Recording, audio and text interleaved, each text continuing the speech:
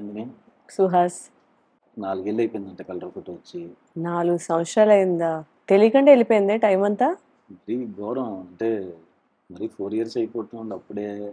ఏదో 1-2 years అయిన feeling లో ఉంది. బట్ నాకు ఆ feeling కూడా లేదు. 4 ఇయర్స్ అయింది కదా కలర్ ఫోటో వచ్చి. అవును. సో కలర్ ఫోటో ముందు ఎలా ఉంది, కలర్ ఫోటో తర్వాత ఎలా ఉంది నీ లైఫ్? అసలు ఈ క్వశ్చన్ నేను నిన్ను అడగాలి ఫస్ట్ ఆఫ్ ఆల్. నువ్వు చెప్తావా ఫస్ట్? ముందు నేను యాంకర్ కదా, ఓకే ఓకే ఫస్ట్ కదా. సో 4 సంవత్సరాల క్రితం నుంచి ఇప్పటికి లైఫ్ అన్నది చాలా మార్పు వచ్చింది. మొదటిగా ముందు మనకి ఒక యాక్టర్ కింద సీరియస్ గా తీసుకోవడానికి అది కొంచెం హెసిటేట్ చేసిన, కొంచెం ఆలోచించిన. 4 years నుంచి లైఫ్ అనేది కంప్లీట్ ఒక టర్న్ ఓవర్, ఒక 180 degrees మారిపోయింది.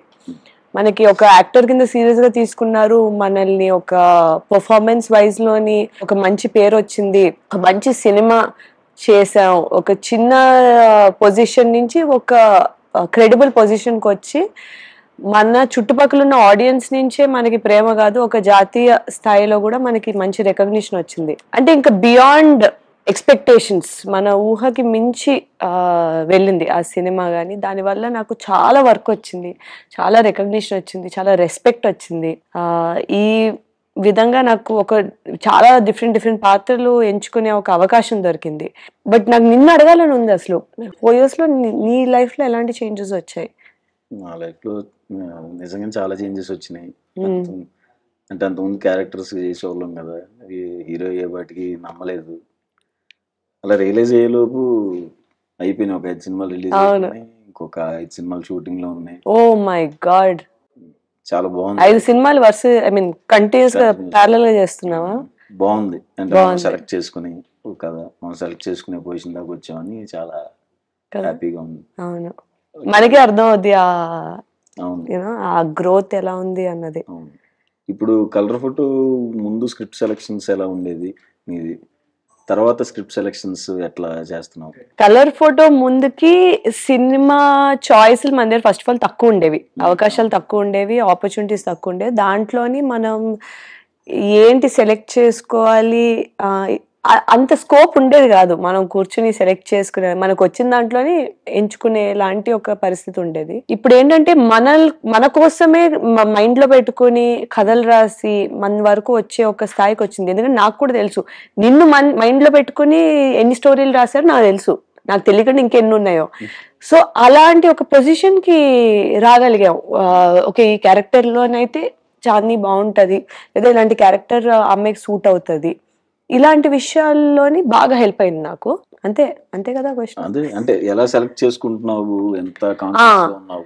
ఇప్పుడు బికాజ్ మనకి ఒక స్టాండర్డ్ సెట్ అయింది కాబట్టి అక్కడి నుంచి మనం ఒక క్యారెక్టర్ కింద ఎలా ఎక్స్ప్లోర్ చేయొచ్చు, వేరే వేరియేషన్స్ ఉన్న ఒక క్యారెక్టర్స్. ఇప్పుడు నువ్వు నెగటివ్ రోల్స్ చేసావు, నేను నెగటివ్ రోల్స్ చేశాను. మనం ఏంటంటే ఒక బాక్స్ లోని పెట్టకుండా ఏ పాత్ర అయినా మనం పోషించగలం, ఎలాంటివైనా చేయగలం అనే ఒక మైండ్ సెట్ తోని చూస్ చేసుకుంటూ ఉన్నాం. సో అదేంటంటే ఇప్పటికీ కొంచెం అది జనాల దృష్టిలోకి కానీ వెళ్ళింది.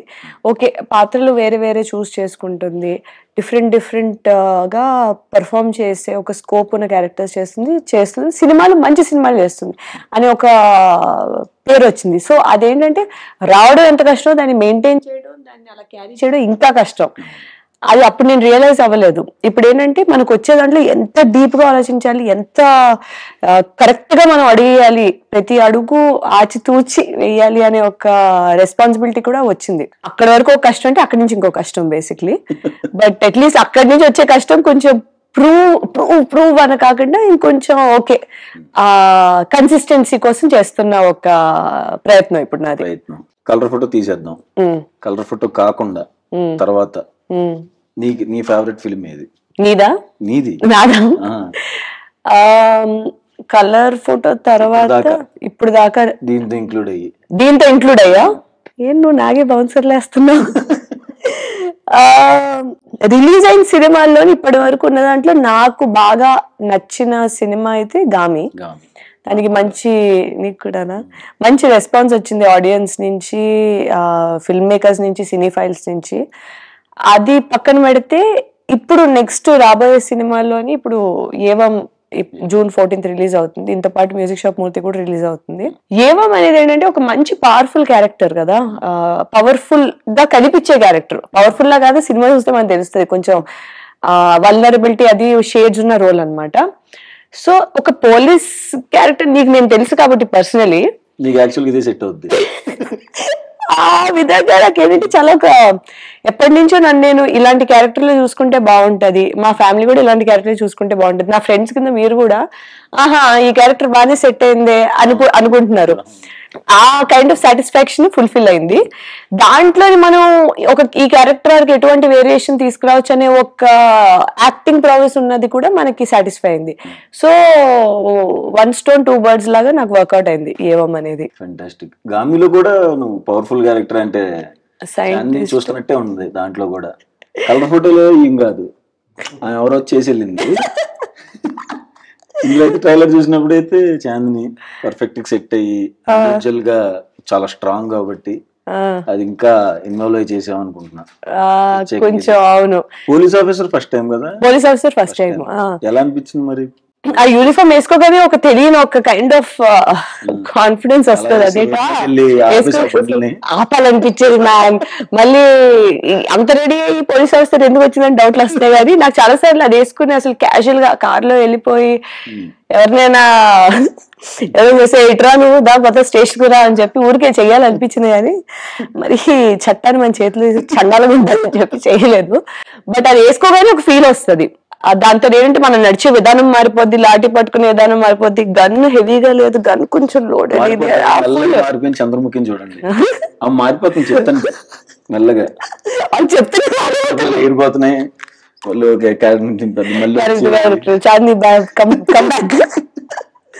ఇంకోటి ఏంటంటే కలర్ ఫోటో తర్వాత ఎక్కువ నాకు వచ్చిన పాత్రలు ఎలాంటివి అంటే ఎక్కువ విలేజ్ గర్ల్, బాగా ట్రెడిషనల్, బాగా సాఫ్ట్ అలాంటి రోల్స్ ఎక్కువ వచ్చేవి.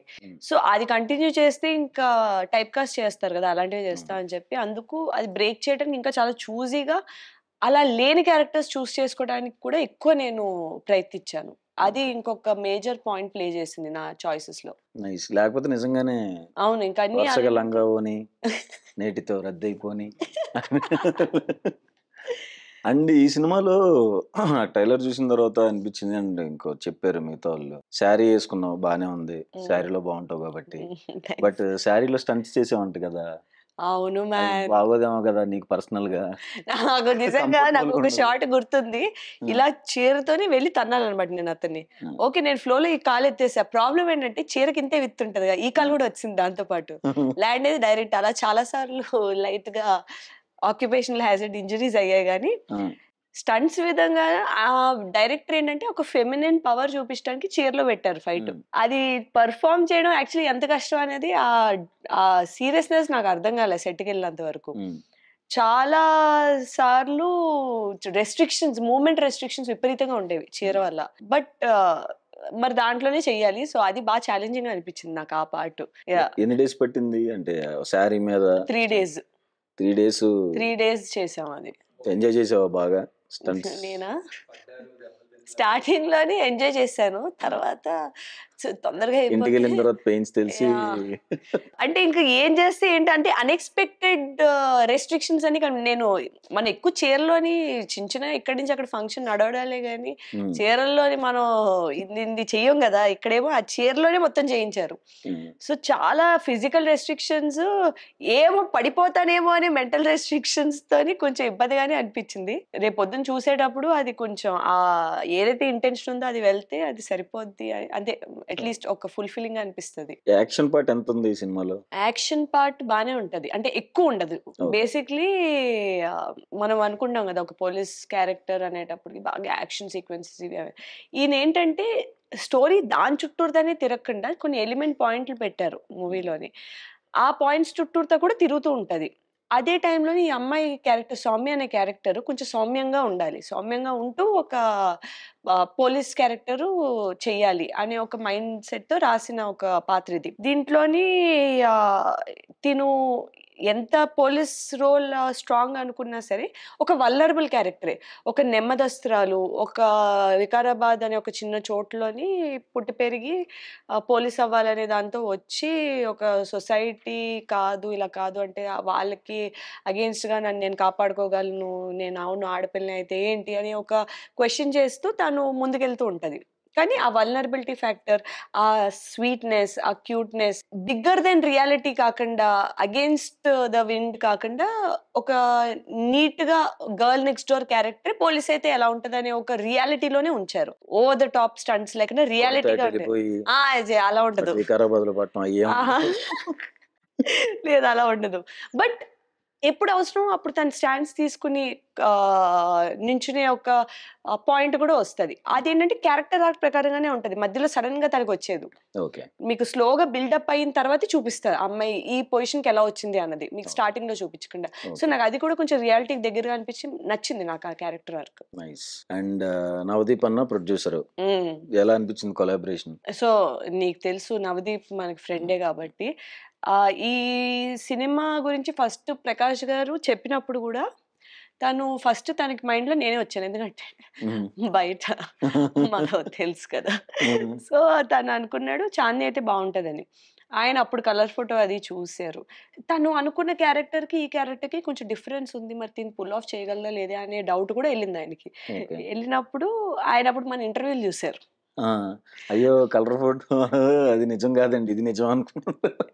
అనుకుని ఇలా ఇదే కదా మనం చూస్తుంది క్యారెక్టర్ అనుకుని ఇంకా ఆయన ఇంటర్వ్యూస్ చూసి కన్విన్స్ అయ్యి నన్ను కాస్ట్ చేశారు. ఓకే. ఇంకా ఇట్ వాస్ ఈజీ. ఈ క్యారెక్టర్‌లోకి మనం వెళ్ళడం కొంచెం ఈజీగానే అయిందనమాట. అంటే ఇప్పుడు నువ్వు ఫ్యామిలీ డ్రామాలోని కష్టపడి చేసినట్టు కాకుండా నాకు కొంచెం ఈజీగా ఎళ్ళిపోయాను నేను దీంట్లో మన క్యారెక్టర్ కాబట్టి. అంటే జనరల్‌గా కలర్ ఫోటో అంటే సినిమా చూసి ఛాన్సులు రావాలి. జనరల్‌గా సెలెక్ట్ చేస్తారు. ఈ సినిమా ఇందులో బా చేశాం. ఇంటర్వ్యూలు చూసి సెలెక్ట్ చేయటం నాకు తెలిసి ఈమెననుకుంటా. ఇదే ఫస్ట్ టైమ్ అనుకుంటా.